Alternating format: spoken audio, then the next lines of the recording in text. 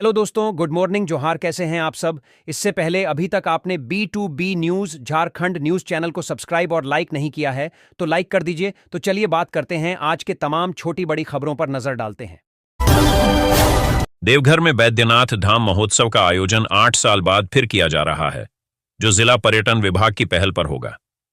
जिला स्तर से इस कार्यक्रम की स्वीकृति मिल चुकी है और अब इसकी तारीख भी घोषित कर दी गई है। महोत्सव का आयोजन मार्च के दूसरे सप्ताह में 6 से 8 मार्च तक होगा। मौके पर स्थानीय कलाकारों से लेकर बॉलीवुड सितारे भी अपनी प्रस्तुति देंगे। बैद्यनाथ महोत्सव के आयोजन के लिए 50 से 80 लाख रुपये का बजट तय किया गया है। इस महोत्सव में शास्त्रीय, झारखंडी और लोक संगीत के कार्यक्रमों के साथ साथ बॉलीवुड के प्रसिद्ध गानों की धुनें भी गूंजेंगी। आयोजन का मुख्य उद्देश्य झारखंड के पर्यटन क्षेत्र को बढ़ावा देना है और इसके माध्यम से स्थानीय दर्शकों को राज्य के सांस्कृतिक और पर्यटन संसाधनों से परिचित कराया जाएगा।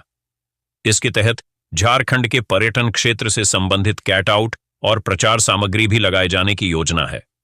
बैद्यनाथ महोत्सव का आयोजन स्थानीय KKN स्टेडियम में किया जाएगा। यह कार्यक्रम हर दिन 2 शिफ्टों में आयोजित होगा।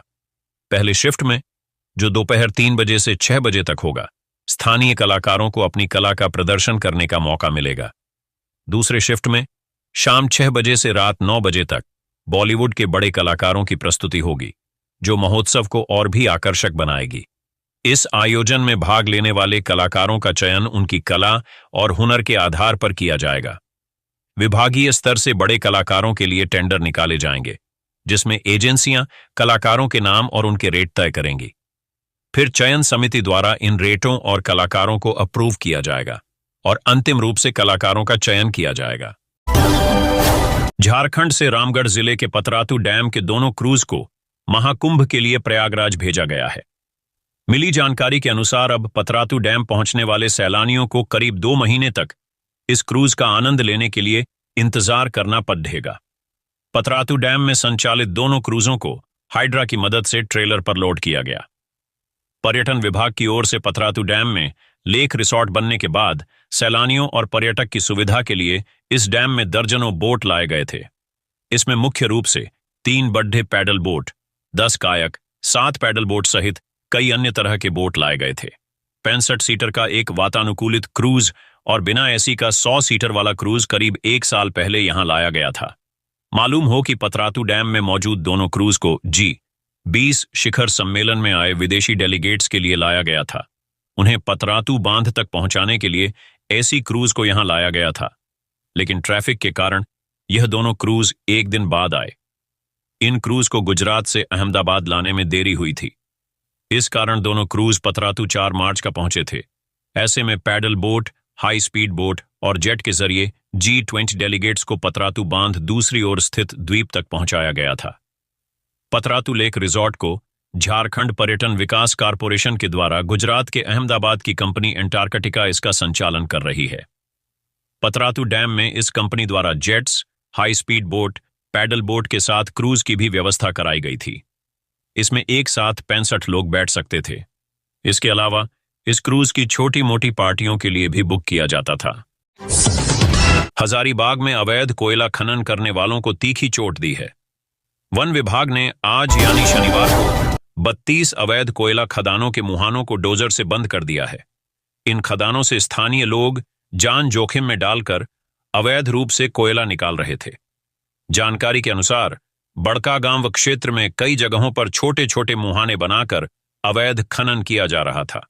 स्थानीय लोग इन खदानों से कोयला निकालकर जिले के विभिन्न फैक्ट्रियों और ईंट भट्ठों को सप्लाई करते थे।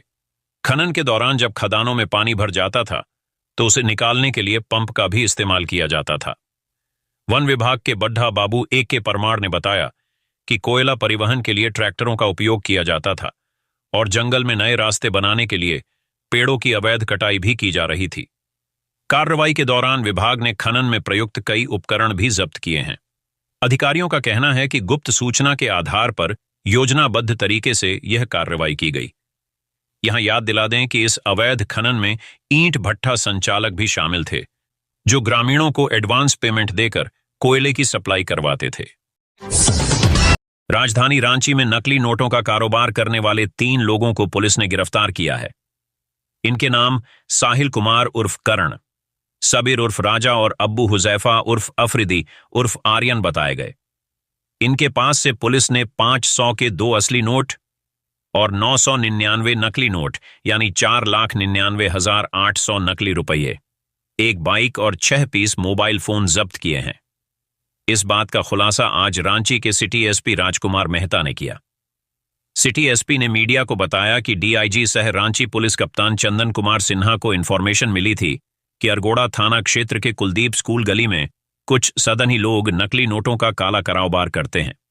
साथ ही बताया गया कि किसी ग्राहक को नकली नोट सप्लाई करने वाले हैं। मिली इन्फॉर्मेशन पर टीम गठित की गई।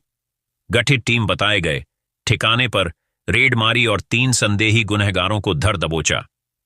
पुलिस को दिए अपने बयान में गिरफ्तार लोगों ने खुलासा किया कि नकली नोट का कारोबार करने के वास्ते उनका संगठित आपराधिक गिरोह काम करता है।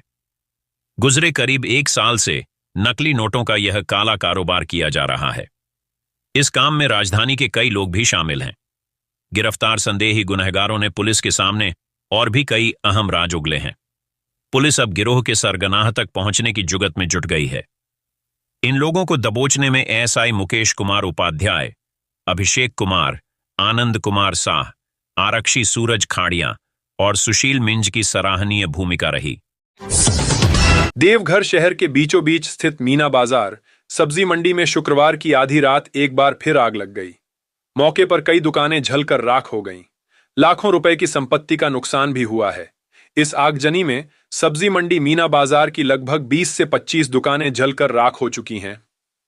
आग लगने की घटना तब हुई जब दुकानदार अपनी दुकान बंद कर घर जा चुके थे। खबर फैलते ही इलाके में दहशत फैल गई। घटना की जानकारी तुरंत पुलिस और फायर ब्रिगेड को दी गई।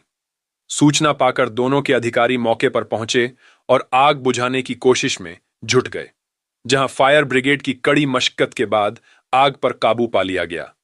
ग्रामीणों से मिली जानकारी के अनुसार बाजार के 6 से 7 दुकानों में आग लगी थी। हालांकि आग लगने का कारण अभी तक पता नहीं चल पाया है। वहीं कुछ अन्य स्थानीय लोगों का कहना है कि देर रात होने के कारण फायर ब्रिगेड से संपर्क करने में थोड़ा वक्त लग गया, जिसकी वजह से कई दुकानें जलकर तहस नहस हो गईं। हालांकि सूचना मिलने के बाद फायर ब्रिगेड की टीम मौके पर पहुंची और आग पर काबू पाने में सफल रही। सप्ताह भर में मीना बाजार सब्जी मंडी में दूसरी बार आग लगने से दुकानदारों में काफी नाराजगी है। हालांकि आग कैसे लगी, इसका स्पष्ट वजह सामने नहीं आ सका है। दुकानदारों के मुताबिक इस बार भी असामाजिक तत्वों द्वारा ही दुकानों में आग लगाई गई है।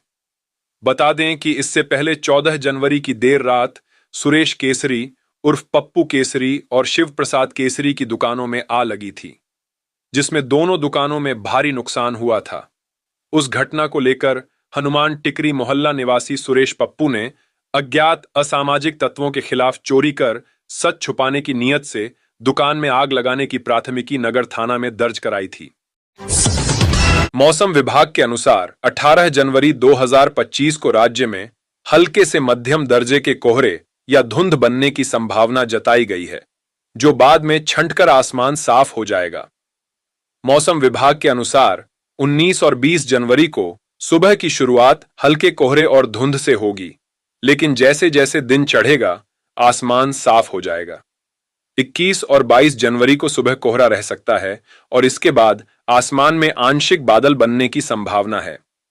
रांची और आसपास के क्षेत्रों में 18 जनवरी को तापमान 11 से 24 डिग्री सेल्सियस के बीच रहने की उम्मीद जताई गई है।